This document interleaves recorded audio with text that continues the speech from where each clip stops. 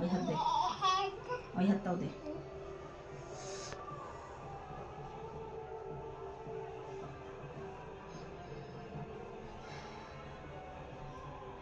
সত্যি বেঁধে দাও তো, কান্না করবে না তো? সত্যি